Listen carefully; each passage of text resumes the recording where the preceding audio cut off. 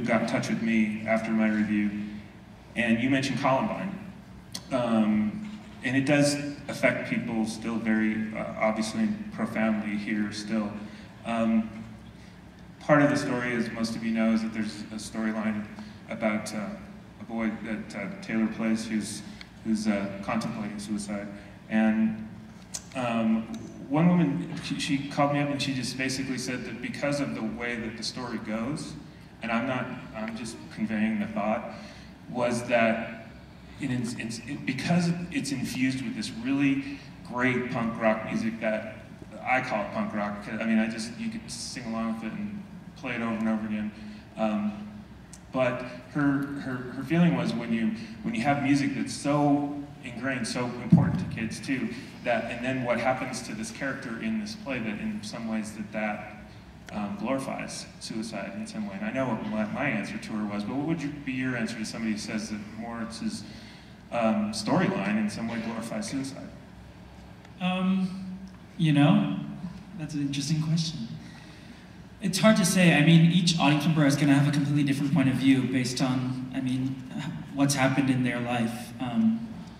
But I don't think that in any way the music makes what happens in the story any way sort of form glorified.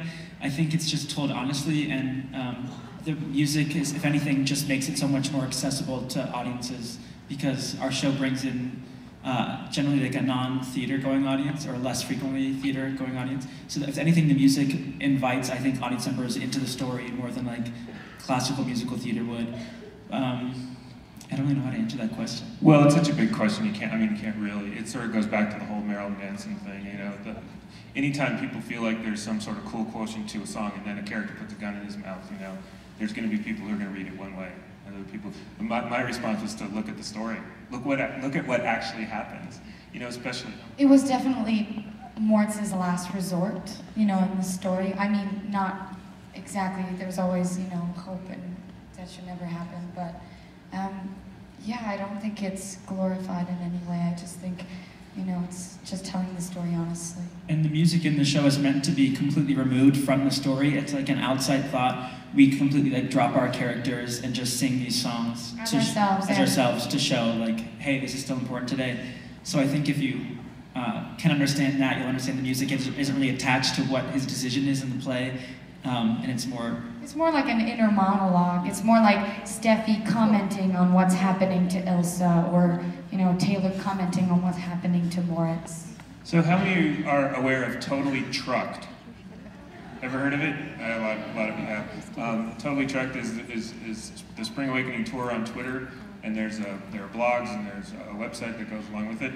Steffi D has a big part in that. She does these adorable profiles of the month of certain cast members. And I wanted you to talk a little bit about the one that's up there right now on Jake Epstein, because he told you about, this is the kid from Degrassi, he told you about who his grandparents were and what their take on the show was. Now that you mentioned that question, I don't quite remember what he said, but if you want to help me out. Yeah, sure. Well, Jake's parents were Holocaust survivors. Yes, that's right. And they had an interesting take on the timing of the show being in 1891, and they said, take a look at what age these kids are at this time in Germany. And they're 15, 16, 17 years old in 1891 while you do the math. And suddenly, these kids who you watch this musical and you just fall in love with every single one of them, and you have to sort of consider that if they go the path of their nation, they could be the leaders of the SS who had very much to do with the deaths of millions and millions of people. Yeah, that's right. Jake's mother is also an author who wrote a book about that. You look like you. Do you want to go? No, yeah, please go on if you want to. You look like you were ready. I don't know. Just comment about that. And there's one character who's even, his hair is like bleach blonde and he has blue eyes, and it's almost sort of, that's a little bit of foreshadowing to say that, you know, he could go on to be like a commanding officer of the army later in life. There's definitely that underlining somewhere, and the authority as well in Germany that you see portrayed by, you know, the adult male and adult women are also kind of foreshadowing to that too. He also talked to you a little bit about how he thought Melchior's character would turn out to be a leader of the resistance. Yes, absolutely. Yeah, and that, but you know from watching that show that's not true of everybody in that show. It gives you a really interesting perspective on history at that point. We have some questions that you have provided for us as well.